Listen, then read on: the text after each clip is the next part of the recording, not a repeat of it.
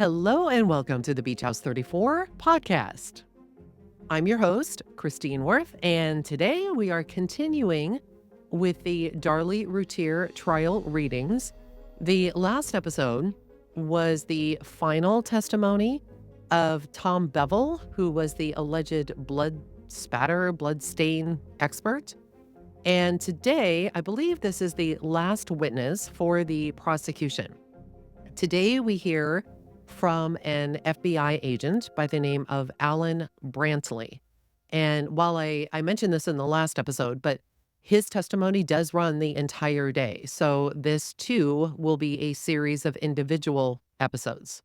Now, before I get started with this, it kind of starts off a little bit differently than the other transcripts that I've seen so far. It is my understanding that at this point, the jury is not in the room. They are wanting to do what's called a 705 hearing. So after I did some investigation on this, a 705 hearing, it's a special procedure, and it's used to decide whether or not the expert that is going to testify, whether or not they can testify in court. And so what happens is that during this particular kind of hearing, the defense attorney, in this case, it's going to be, let me check here, Mr. Douglas Mulder. The defense attorney is going to question this witness, and it is going to be done via voir dire examination. So essentially, it starts off with the 705 hearing. The defense attorney starts his questioning. And again, it's my understanding that this is outside of the jury. So with all that said, and I hope it made sense, let's go ahead and start. We begin with the prosecution's Mr. Toby Shook saying, "Judge, so it's clear. Are we doing a 705 hearing? Is that what you are requesting?" Mr. Mosty of the defense team says, "Yes, sir." Mr. Shook says, "It's my understanding from reading 705, Judge, then for this hearing, it's a voir dire that the expert will give his opinions if asked and then disclose the underlying facts or data." The court says that is correct. Mr. Shook, again of the prosecution, says, "So we can all get into what those are, and that is all it's limited to. And that voir dire is supposed to be conducted, of course, by the defense counsel." And the court says, "That's right. All right, proceed." At which time the voir dire examination is begun by Mr. Douglas Mulder, again of the defense team. And he is questioning Mr. Brantley, Mr. Alan Brantley, who is an FBI agent. "Mr. Brantley, tell us your full name, please, sir." "Alan Brantley." "You are an FBI agent, is that correct?" "I'm a supervisory special agent with the FBI. That is correct." "All right. And how many years have you been an FBI agent?" "About 13 and a half years. "Okay. Would you acquaint the court with your educational background and experience?" Mr. Toby Shook says, "Excuse me, Mr. Mulder, Judge, this is outside the scope of a 705 hearing. A 705 hearing is only to elicit his opinions and then what the underlying factors are for those opinions." And the court says, "Sustained. Let's get right into his opinions. Ask what the opinions are and the basis for them, please." Mr. Mulder then continues, "All right, Mr. Brantley, you have apparently, I don't know why you are here. Are you here to testify with respect to fingerprints?" "My understanding is I'm here to talk about crime analysis and the analysis of this particular crime scene." "All right. Have you analyzed this crime scene?" "I have, yes, sir." "And when was that done?" "Well, I first encountered this case back in June of '96. I was in Dallas on another matter and was aware that this had occurred and was actually assigned this case September 20th. "All right. Which I received a letter from the prosecutor's office at the FBI Academy at that time. I received all the case materials on September the 23rd and began reviewing all of the case materials at that time and began also formulating my opinion at that time and certainly continued to do that up until the time that I arrived here this week. When did you arrive here? I came in. Mr. Toby Shook again says, Judge, again, we will object. That is outside of the scope of 705. The court says, sustained. Let's stay right on the point, please. Mr. Mulder then continues. All right, well, just tell us what information that you have received from the prosecution. Mr. Shook then again says, Judge, again, this is outside the scope of 705.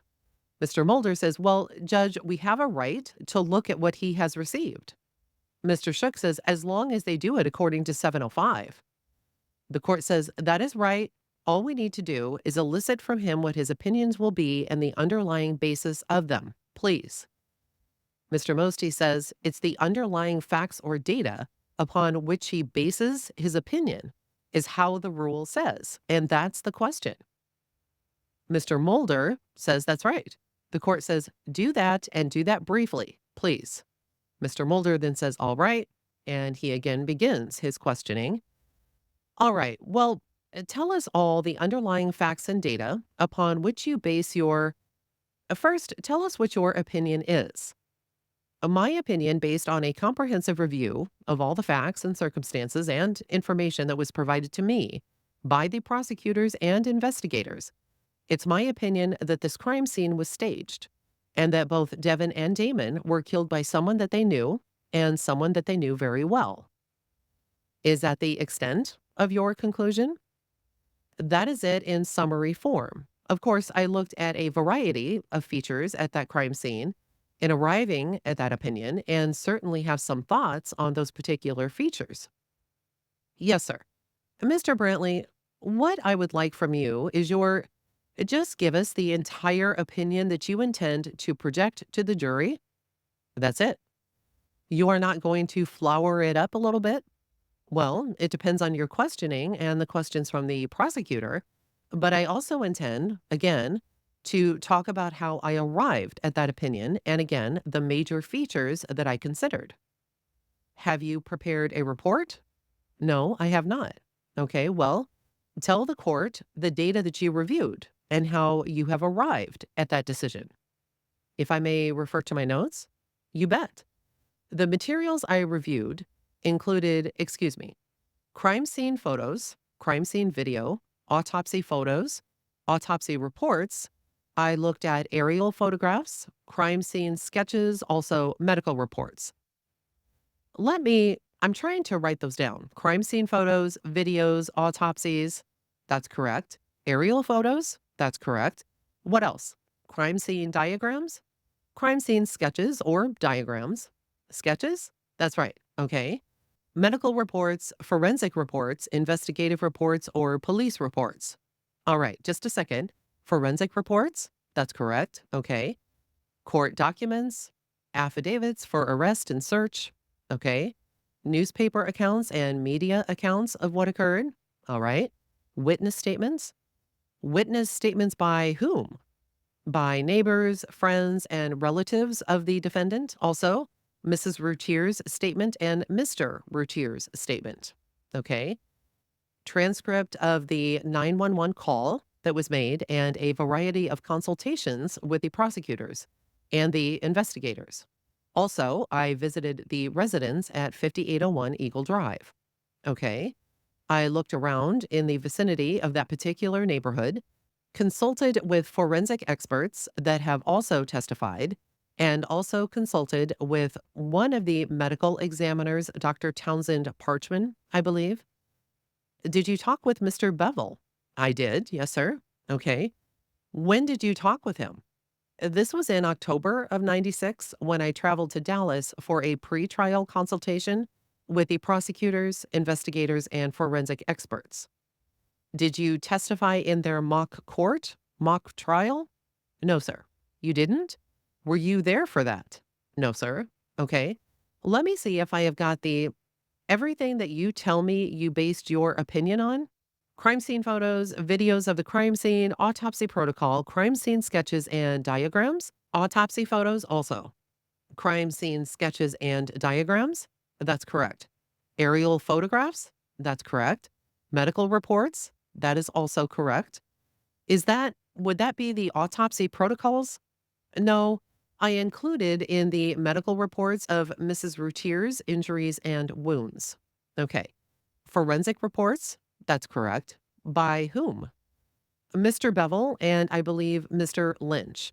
Also contained in that would have been, well, some information from the medical examiner's autopsy protocol, and I considered the forensic or the toxicology results. Okay. Court documents? That's correct. What court documents? Well, affidavits for arrest and search warrant, primarily. Okay. And investigative reports or police reports, their entire file. Okay. Media accounts, witness statements. And could you tell me who you had witness statements from? Well, they were numerous. I have not listed them out, but for the most part, these were employees of the Routiers or coworkers, neighbors, relatives. Okay. That would be Basha or Barbara Jovel. Again, I have not delineated any. Okay. You don't remember the names? No, sir. The young lady from Poland that speaks with an accent? I am aware of the information that she has provided to the prosecutors and the investigators, and that information was relayed to me. So you have not talked to her in person? No, I have not. All right. Friends and relatives? When I'm talking about witness statements and witness interviews, I'm not talking about interviews that I have conducted myself. These are accounts or reports of those interviews. All right. Things that came to you second or third hand? Well, things that came to me from the prosecutor and the investigators. Were these related to you orally or in writing? A combination. Okay. I assume you would have made notes as to the oral revelations and the written ones you have in your file. That's correct. You have your file with you, don't you? Not the complete file, but I brought a considerable amount of the case file information with me to review while I have been here. Where is that complete file? Most of it is back at Quantico. Well, I mean, why would you come to Kerrville to testify and leave your file back in Quantico? Well, the information that I left back in Quantico, I had finished with, plus I talked to the prosecutor and they had a complete file here. So I had, just to give you an idea of what I have looked at, I had almost 1,000 8x10 color photographs of the crime scene and aerial photographs, autopsy reports, that stuff. That is a rather sizable carry, if you will. You had 1,000 photographs? Well, 975 to be exact. Mr. Mulder says, Judge, we asked for all of the photographs, and we do not have 975 photographs. The court says, fine, let's continue with the hearing, please. Mr. Mulder continues. Would you show me what you brought of your file? I certainly can, if the judge would permit me to step down. The court says, you may step down by all means. At which point the witness steps down and approaches the jury rail. And Mr. Mulder continues, is this the extent of your file? This is the extent of what I brought with me here to Kerrville. All right. What about that envelope you have those are personal notes. Are these photographs that you selected out to, these, I believe, were representative and very descriptive of some of the features that I focused on. Were these photographs taken according to some FBI protocol? No, sir. Are you sure about that? These were taken by the local police department investigators. Okay. Mr. Mulder then says, I'll just need a minute to look this over. The court says, all right, go ahead. Mr. Mulder says, do you want me to do it now? The court says, yes, sir. He then says, I was going to do it and then Mr. Hagler, another part of the defense team, says, Your Honor, while he's looking at those documents, to save some time for the court, I'd like to go ahead and make some objections now based on what has been testified to. The court says, that will be fine, Mr. Hagler. And then Mr. Hagler says, okay, Your Honor, may I just put my book up here? The court says, oh, by all means, Mr. Hagler. Mr. Hagler then says, Your Honor, as I understand, the witness has already stated that he is going to testify essentially that, in his opinion, that this is a staged crime scene. And secondly, that whoever the assailant was apparently well known to the victims in this case. First, Your Honor, we would re-urge all of our previous objections that were voiced to the testimony of Mr. Bevel, under Dalbert and Robinson. And I might also point out to the court, obviously, Dalbert is a Supreme Court case and Robinson is a Texas Supreme Court case. The significant fact is, Your Honor, that they are interpreting Rule 702. And Rule 702, as the court well knows, applies both to, is virtually identical as far as the civil and criminal codes of evidence. Now, so far, Your Honor, this witness and our objection would be that, one, that under the Dalbert and Robinson standards, of course, this court now has the responsibility of reviewing expert testimony and determining whether or not it's relevant, whether it's reliable, and whether it's based on a proven scientific and valid principle.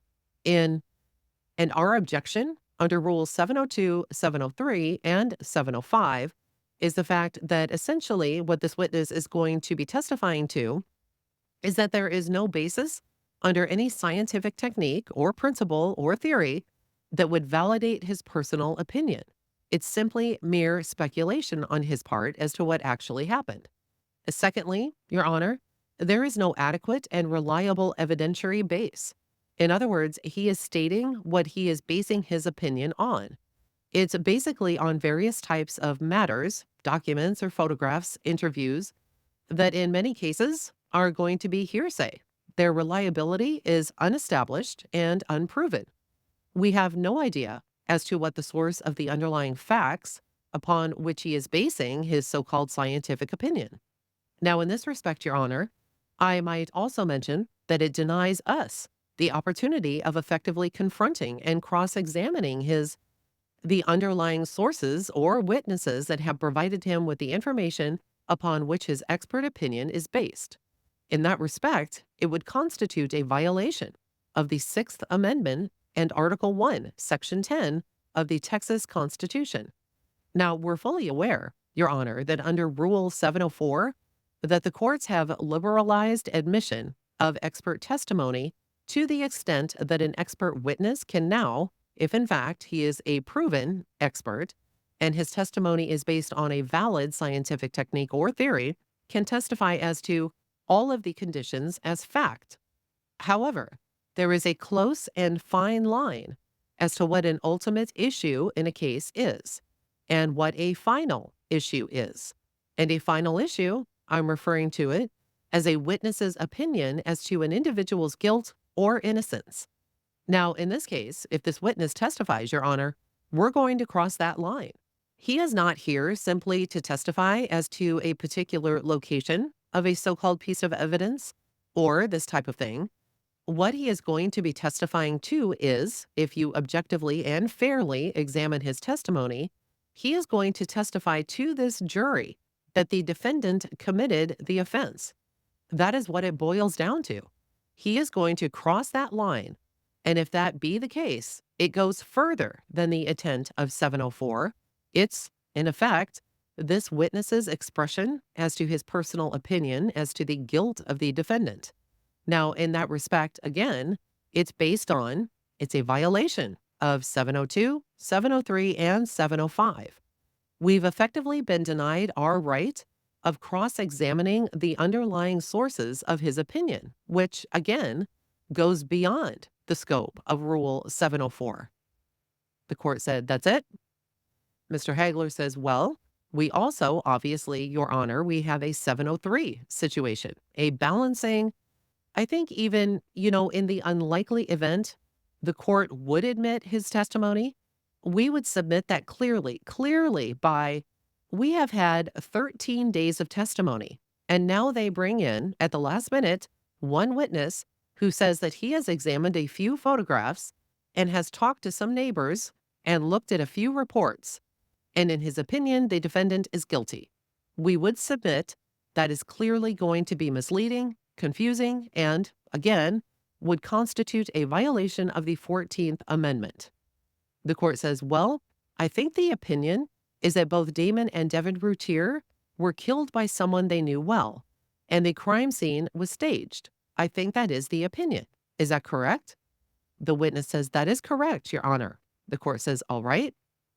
Mr. Hagler then says, one other thing too, Your Honor, is that he is again he has already stated his source of some of those underlying facts.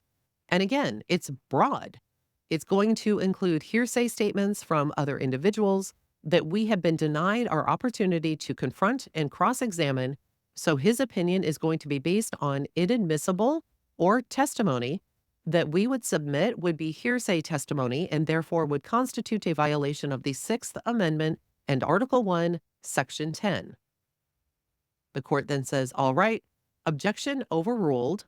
And with the 401-403 balancing test, the court feels that it's relevant, and the court feels the prejudicial effect is far outweighed by the probative value, and it would help the jury come to a just verdict in this particular case. Mr. Mosty says, of course, we're not through with our examination of him yet. The court says, we understand that, and we likewise understand Mr. Hagler's objections.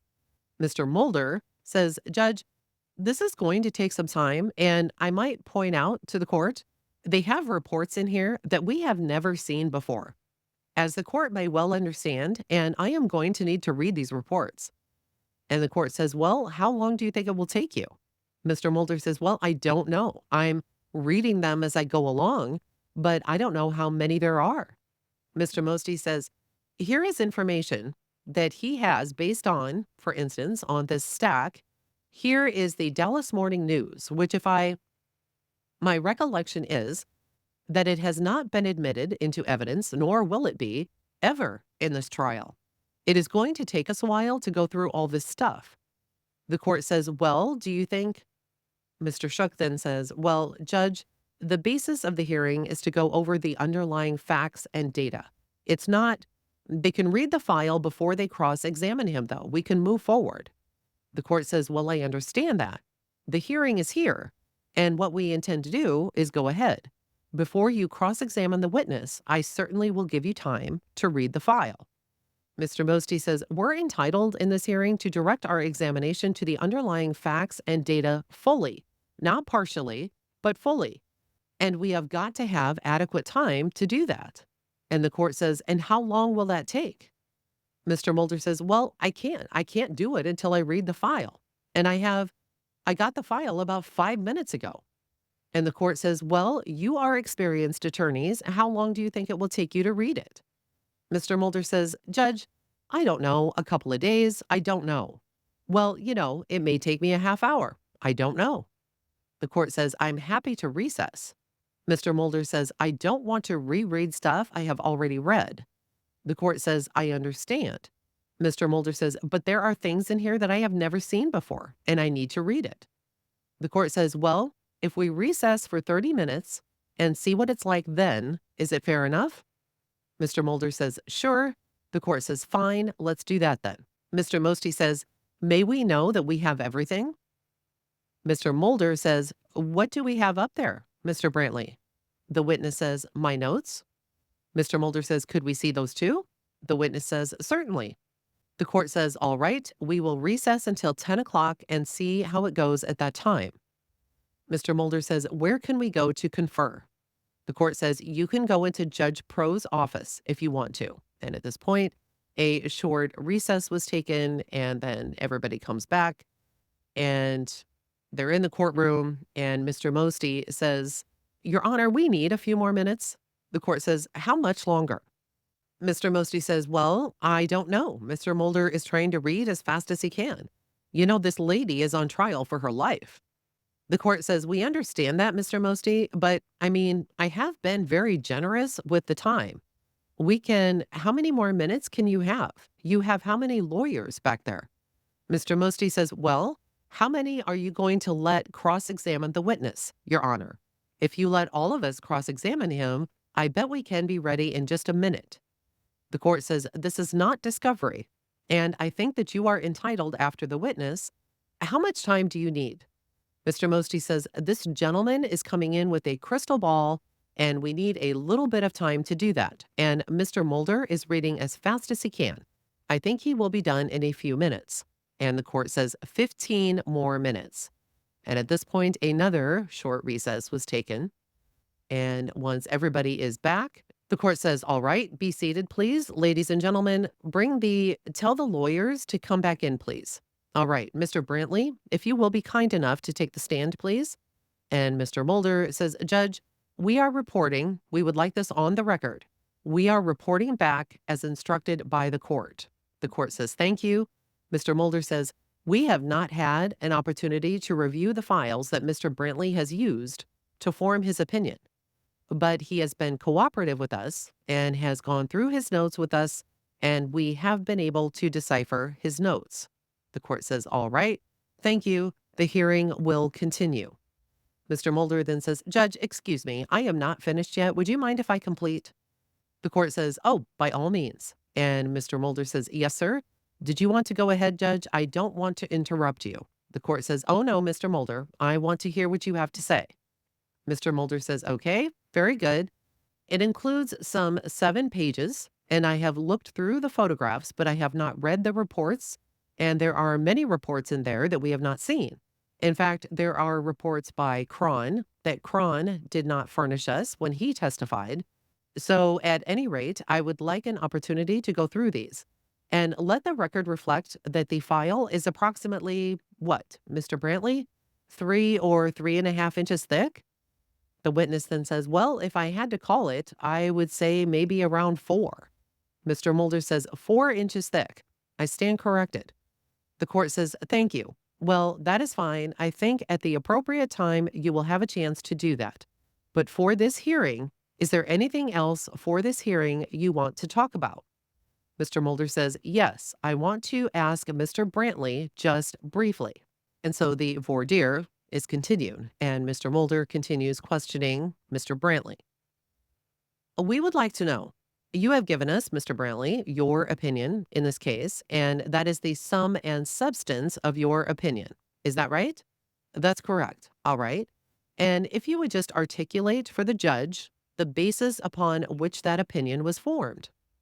Well, the basis of opinion was formulated on a thorough review of all of the case materials that I have already outlined for you.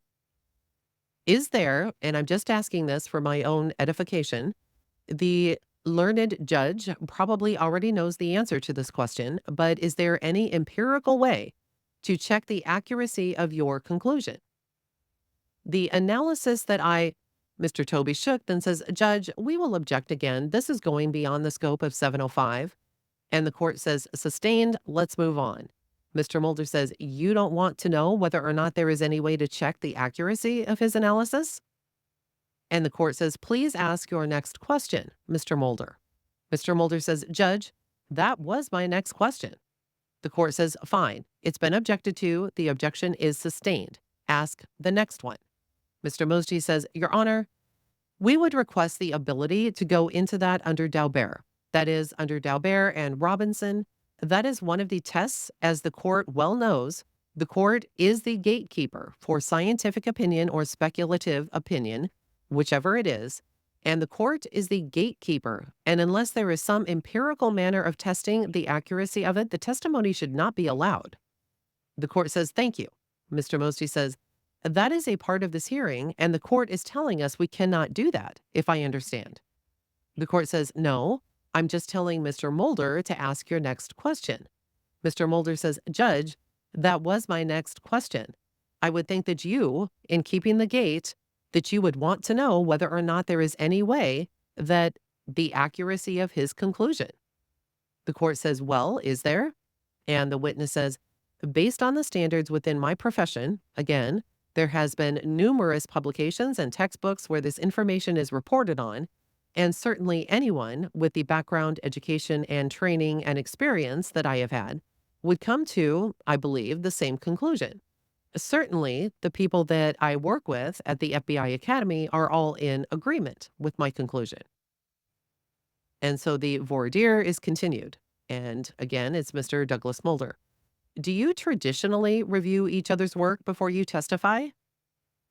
That is correct. Not necessarily before we testify, but it's a collaborative group process that we engage in. That's correct. before you issue some sort of an opinion? At times, again, it varies. It's not mandated that we do that, but just as a matter of course, we try to that whenever possible. Do you have a committee? Mr. Toby Shook then says, Judge, again, I'm going to object. The court says, Mr. Mulder, can we keep the questions on the basis? Mr. Mulder says, well, I think I'm getting into things that I am going to cross-examine him on, Judge. The court says, thank you. We can do that at the appropriate time. Anything else for this hearing?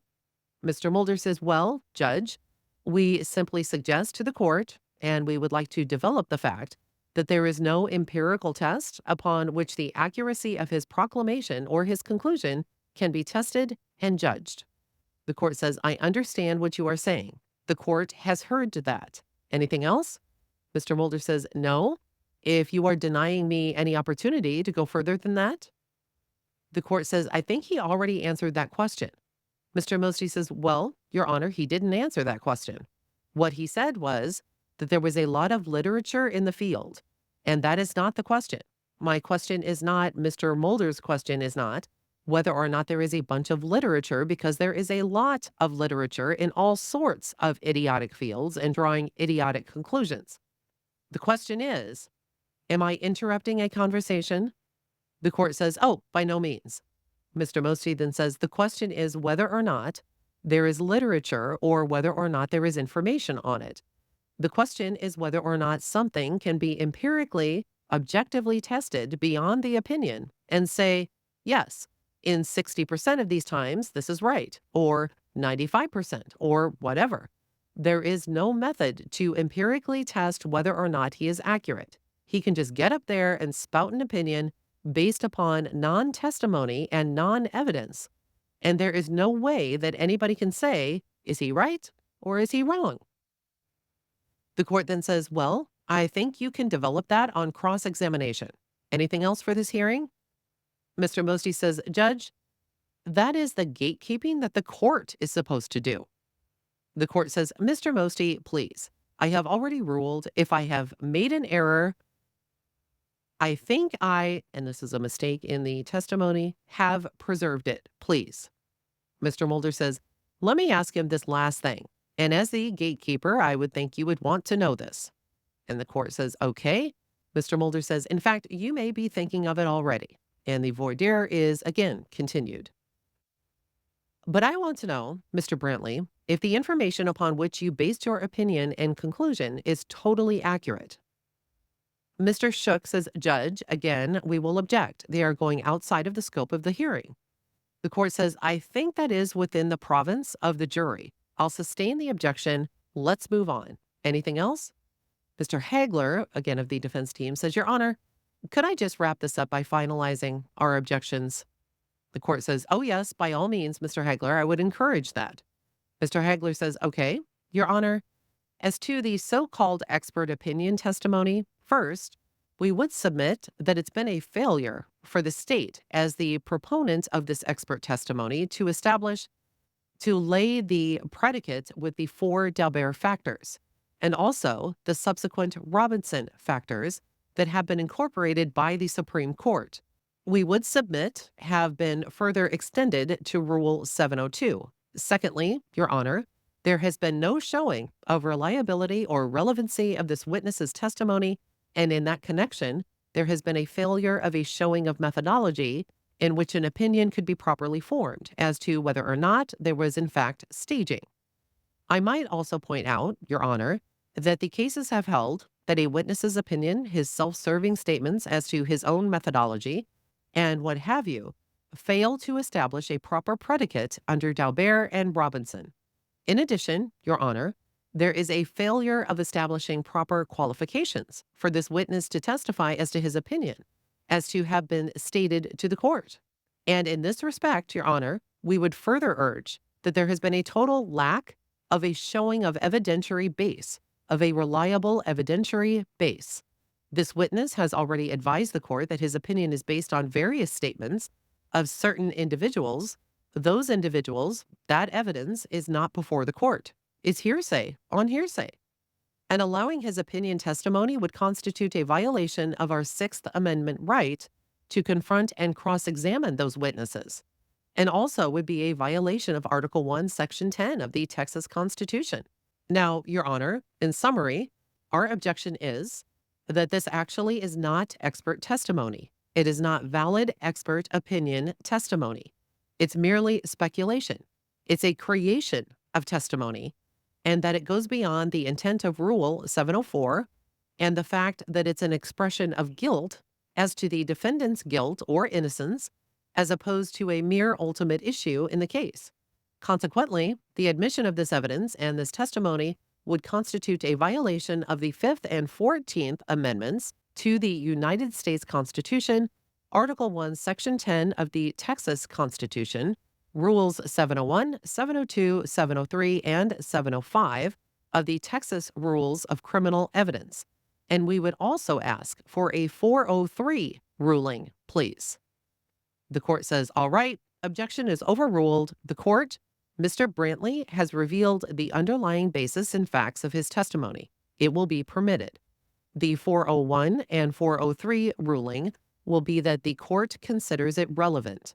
The probative value far outweighs any prejudicial effect it might add, in the fact that it would assist the jury in coming to a just verdict in this particular case.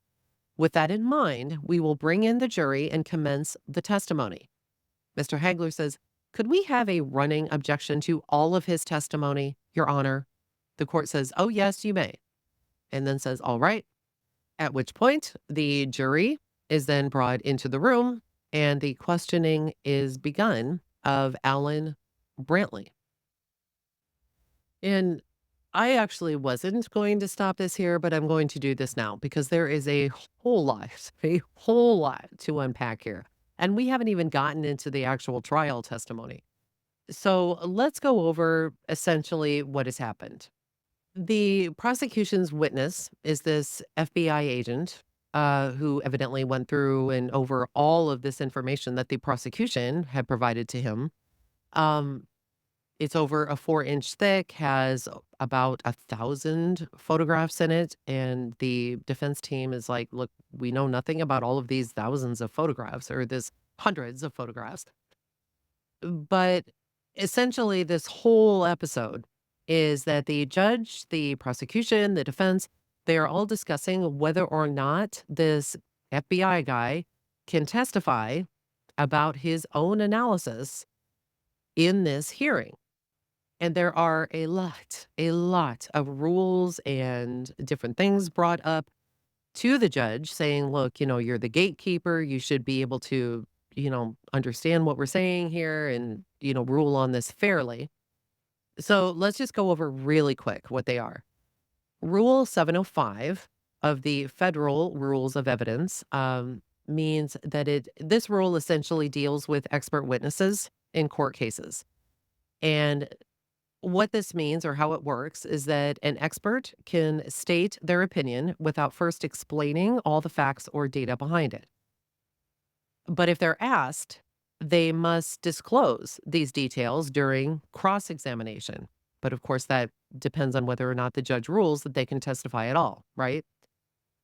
Essentially, this ensures that the expert's opinions are transparent.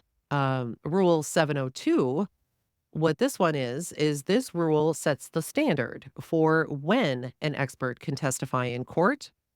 And how this one works is an expert's testimony must be based on sufficient facts or data, must use reliable methods and apply these methods correctly to the case. And what this does is it helps ensure that only those experts that are considered qualified, that they present scientifically sound and relevant testimony. Rule 703, what this is this rule explains what kind of information an expert can use to form their opinion.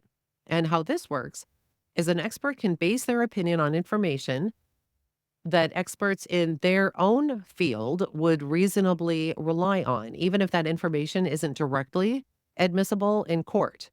This allows experts to use a wide range of data in order to support their testimony. So again, and I know this has been approached in many episodes, but let's talk about the Daubert standard and the Robinson standard. because this is brought up a lot, like I said. The Daubert standard, this is literally from a Supreme Court case where it's Daubert versus Merrill Dow Pharmaceuticals. And what it is it's a rule that is used by the courts to determine whether an expert's scientific testimony is actually reliable.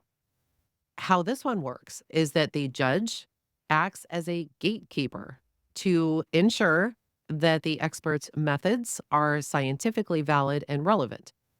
The judge then considers things like whether the methods have been tested, if they have been peer reviewed, if they have a known error rate, and are generally accepted in the scientific community. The Robinson standard, this is from a Texas Supreme Court case. What this is it's similar to the Daubert standard, but specific to Texas. It provides guidelines for judges in Texas to evaluate the reliability and relevance of expert testimony, and this ensures that the testimony is based on scientifically sound principles. Rule 704, told you there's a lot of things they cover in here. Rule 704, what this is this rule addresses whether or not an expert can give an opinion on the ultimate issue in this case, like in this case, whether someone is guilty or not. How this works is that experts can give these opinions on these issues, but they can't testify about whether or not the defendant did or did not have a mental state that constitutes an element of the crime or defense. So, in other words, intent. Rules 401 and 403. Well, first, let's go with Rule 401. What this rule defines what is relevant evidence. And how this one works is that evidence is relevant if it makes a fact more or less likely than it would be without the evidence, and the fact is important to deciding the case. Rule 403, what this one is this rule allows the court to exclude relevant evidence if its probative value is substantially outweighed by the risk of unfair prejudice, confusion, misleading the jury, or other factors. And how this works is that even if the evidence is relevant, it can be excluded if it might unfairly sway the jury or cause other issues. So, in summary of what we've heard today, the defense has argued that this FBI guy, this expert's testimony was speculative.